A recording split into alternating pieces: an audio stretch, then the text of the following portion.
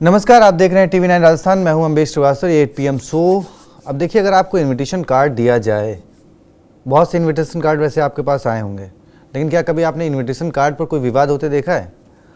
राजस्थान में एक स्कूली कार्यक्रम में जहां 12th के बच्चों का विदाई समारोह था, तो उसके लिए एक फेयरवेल कार्ड छपवाया गया और उस कार्ड पे कुछ ऐसा लिखा गया जिसके बाद जांच बैठ गई। प्रायोजक हैं cancer healer centre, new beginning.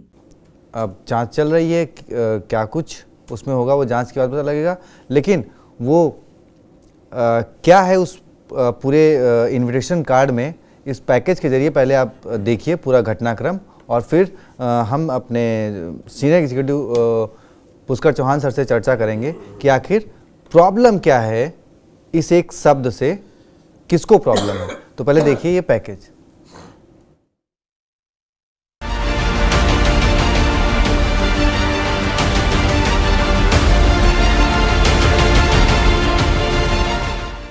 ये इनविटेशन कार्ड है एक फेयरवेल पार्टी का। इस इनविटेशन कार्ड को लेकर अब इन्वेस्टिगेशन शुरू हो गई है। क्या है पूरा मामला और क्यों इनविटेशन कार्ड की इन्वेस्टिगेशन हो रही है, चलिए विस्तार से बताते हैं। दरअसल राजस्थान के सभी सरकारी स्कूलों में बोर्ड परीक्षाओं से पहले फेयरवेल पार्टी का आयोजन होता है। ये 12वीं के छात्र छात्राओं को विदाई देने का एक समारोह होता है, जिसके लिए राज्य सरकार बजट भी जारी करती है। इसी कार्यक्रम के लिए प्रिंसिपल ने इनविटेशन कार्ड छपवाए थे, जिसमें मां सरस्वती की फोटो के नीचे उर्दू में जश्न अलविदा लिखा जाता था। अब उर्दू में लिखे गए जश्न अलविदा को लेकर विवाद शुरू हो गया है, जो कि राजस्थान की सड़क से लेकर सदन तक जा पहुंचा है। स्कूल के प्रिंसिपल विकेश कुमार ने बताया कि यह कार्यक्रम 12वीं कक्षा के छात्रों को विदाई देने का एक समारोह था। स्कूल में कुछ मुस्लिम छात्र हैं और उन्होंने सुझाव दिया और समारोह के लिए शीर्षक दिया। फिर स्कूल विकास प्रबंधन समिति की बैठक में बच्चों के माता पिता ने भी इस नाम पर अपनी सहमति दी। इसके बाद इनविटेशन कार्ड छपवाए गए। हालांकि कार्ड छपने के बाद हमने महसूस किया कि ये नाम सरकारी बोलचाल के अनुरूप नहीं था। फिर हमने अधिकतर कार्ड वापस ले लिए, लेकिन कुछ कार्ड छात्रों के पास रह गए, जिसकी तस्वीरें बाद में वायरल हो गईं। इस मामले को लेकर अंता विधायक कंवरपाल मीणा और 12 जिला कलेक्ट्रेट ने राजस्थान शिक्षा विभाग को पत्र लिखा था। इस पर संज्ञान लेते हुए विभाग ने 3 सदस्यीय जांच कमेटी का गठन किया था। इस कमेटी में CBEO किशनगंज देवेंद्र सिंह, दिगोपार राजकीय उच्च माध्यमिक विद्यालय के प्रधानाचार्य ललित कुमार यादव और बांसथूनी राजकीय उच्च माध्यमिक विद्यालय के प्रधानाचार्य भरतलाल मीणा शामिल हैं, जो जांच करके शिक्षा विभाग को रिपोर्ट सौंपेंगे। इस जांच में यदि कार्मिक दोषी पाया गया तो उसके खिलाफ अनुशासनात्मक कार्रवाई की जाएगी। वैसे ये प्रदेश में पहला मामला नहीं है जब उर्दू को लेकर घमासान मचा है। इससे पहले राजधानी के स्कूल में संस्कृत टीचर की नियुक्ति और उर्दू के पढ़ाए न जाने से संबंधित आदेश ने भूचाल मचा दिया था। तो वहीं पुलिस कार्रवाई से उर्दू शब्दों को हटाए जाने के सरकारी फरमान पर भी विपक्ष ने खूब सवाल उठाए थे। देखिए, जश्न ए अलविदा और जश्न ए अलविदा पे शुरू हो गई है सियासत राजस्थान में। सदन में भी मामला उठा, विपक्ष ने सवाल खड़े किए कि भाई उर्दू शब्द से प्रॉब्लम क्या है, क्योंकि इससे पहले राजधानी के एक स्कूल में, जैसा कि आपने रिपोर्ट में देखा, राजधानी के स्कूल में कि वहाँ पे उर्दू को बंद कर दिया जाए और वहाँ पे संस्कृत के टीचर लगाए जाएं। उससे पहले पुलिसिया कार्रवाई से जो उर्दू के शब्द हैं उनको हटाने की बात जो गृह राज्य मंत्री हैं बेढ़म ने करी। चलिए चलते अपने सीधे senior executive producer Pushkar Chauhan sir के पास। सर, ये उर्दू से सरकार को एलर्जी है कि नहीं है, ये एक अलग चर्चा का विषय होगा, लेकिन इस बात को समझना होगा कि वहाँ के स्थानीय लोगों ने और छात्रों ने विरोध शुरू किया। ये मसला 28 फरवरी का था। अब तो बोर्ड एग्ज़ाम हो रहे हैं, ये 12th में आप भी रहे होंगे, फेयरवेल दी जाती है। स्कूल का जो लास्ट क्लास रहता है उसमें फेयरवेल होती ही है, 10th में होती है, 12th में होती है, 8th में होती है, इस तरीके से चलता है। लेकिन ये एक चिंता का विषय ज़्यादा है। और ये अब सोचने और समझने की ज़रूरत है कि जैसे आपने एक ये स्क्रीन पे दिखा रहे हैं कि उर्दू में ये शब्द इस्तेमाल हो रहे हैं और इधर हिंदी में उनके मायने क्या है, मायने क्या है, या इनको रिप्लेस कर देंगे। वो सरकार लगी है, कई बड़े काम है। राजस्थान में बोरवेल से मरने वालों की बच्चों की संख्या हर साल बढ़ रही है। गलत इंजेक्शन दे के आदमी मर जा रहा है, लेकिन शायद वो बहुत बड़े विषय नहीं, क्योंकि उसमें जो भी 8-10 करोड़ लोगों की जनसंख्या है राजस्थान सरकार के लिए, वो ज़्यादा इम्पोर्टेंट वो नंबर हो सकते हैं। उसको ऐसे देखिए, अगर ये कहीं सांस्कृतिक विरासत खो गई, जिसके लिए मदन दिलावर या पिपलाना के विधायक ने जो शिकायत मुद्दा उठा दिया, ये बहुत ज़रूरी था। पेपर लीक का मुद्दा उठे ना उठे, बच्चों को शिक्षा सही मिल रही है कि नहीं मिल रही, इसका मुद्दा उठे ना उठे, लेकिन ये मुद्दा जरूर उठना चाहिए कि माँ सरस्वती की तस्वीर के नीचे जश्ने अलविदा कैसे।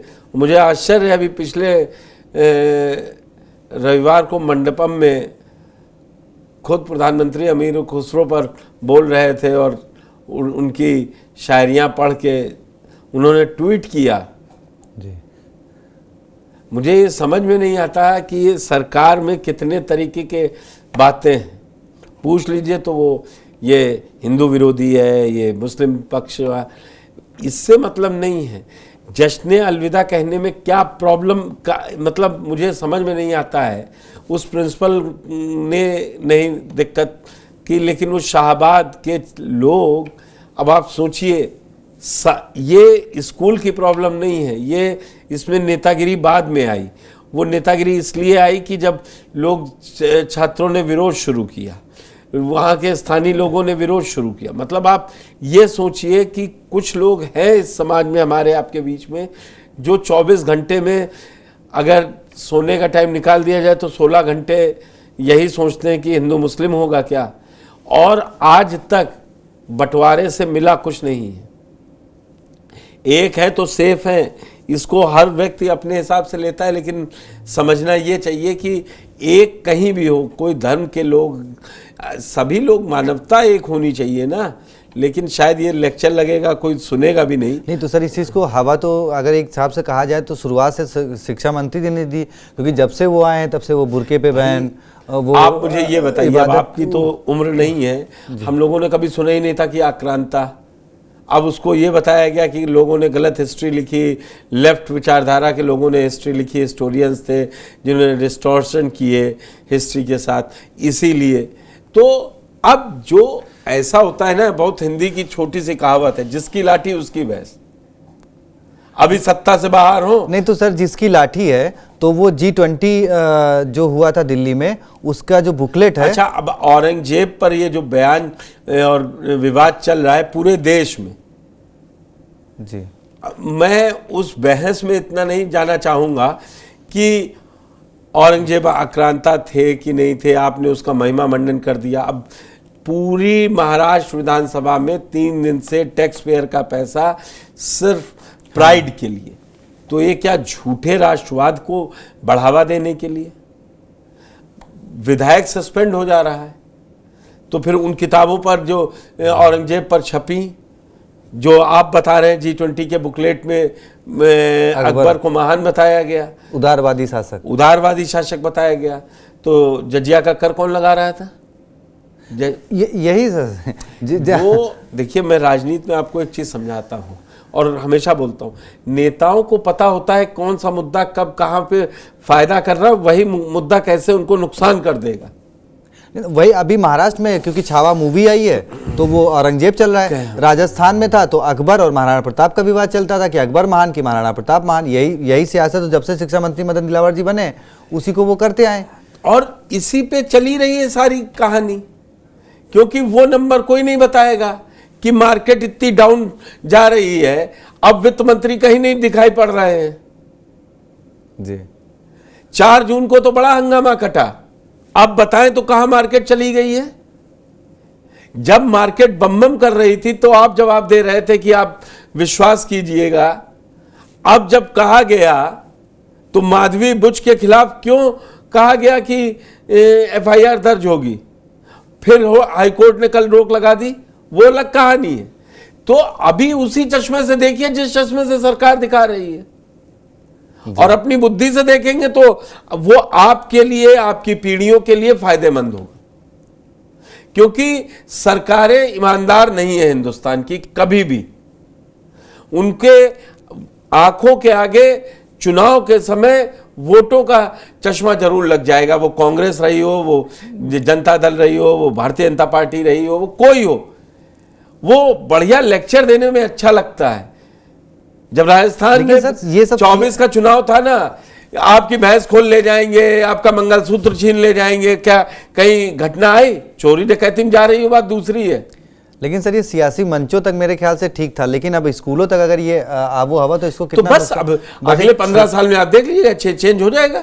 छोटा सा जानना चाह रहा था कि मतलब एक सलाह चाह रहा था कि जो स्कूलों तक अगर ये पहुंच गई तो इसका नुकसान क्या, और आप क्या कहना चाहेंगे जो हमारे दर्शक हैं उनको? मैं ना इतना बड़ा इतिहासकार, ना मैं इतना बड़ा भविष्यवक्ता, लेकिन ये है जो पेरेंट्स हैं उनको सोचना चाहिए। अगर उनके बच्चे एक जश्न विवाद पर, जश्न अलविदा पर विवाद पैदा कर रहे हैं, तो ये पढ़ाई का समय है 12th पास करके कुछ करने का, या आने जो सरकारें हैं उनसे पूछने का कि हम कहाँ कोचिंग करेंगे, हम कौन सा एग्जाम। 12th के बाद भी नौकरियां लगती हैं ना जी, एनडीए जाते हैं, एनडीए जाते हैं, कई हैं, बैंक्स की नौकरी है। उसके लिए विवाद हुआ होता तो मुझे समझ में आता। 10th में 12th के बच्चे 11th के फेयरवेल दे रहे हैं, 12th के बच्चे फेयरवेल ले रहे हैं, उनको किसी को मतलब नहीं होगा। ये सिर्फ बाहरी तत्वों का होगा। उसकी जांच के लिए एक कमेटी बन गई, उसके चाय नाश्ते, आने जाने, टीएडीए सब बन गया, जो शाहबाद तक जाएगा, रिपोर्ट देगा, वो पैसे का वो वहाँ 3 दिन रुक के जांच करेगा, उसकी वो टीएडीए बनेगा। चलिए, तो देखा सर ने समझा दिया कि इतना बड़ा विवाद नहीं है, या फिर चीज़ों को इतना ज़्यादा उस तरीके से नहीं लेना चाहिए। और मैं ईमानदारी से कह रहा हूँ, हर पेरेंट्स को ये सोचना चाहिए। अगर उनको लगता है कि जश्न अलविदा लिखना गलत है तो वो फिर सोचे कि कहाँ पढ़ाना है, वो सरकार को लिखे। जी, तो फिलहाल देखिए अब जांच कमेटी गठित हो गई है, उधर और भी बहुत सारी चीज़ों में बदलाव हो रहे हैं, तो देखते हैं। विपक्ष सदन में हंगामा कर रहा है, अब इसमें क्या कुछ विपक्ष ने इस मुद्दे को नहीं उठाया, इस मुद्दे को विपक्ष ने नहीं उठाया। मजे की बात है, सरकार का ही विधायक कहने जा रहा है जी। वो कहावत है ना, छब्बे गड़े छबीले परखे। क्योंकि आपका मूल वो नेचर और सिग्नेचर नहीं चेंज होता है।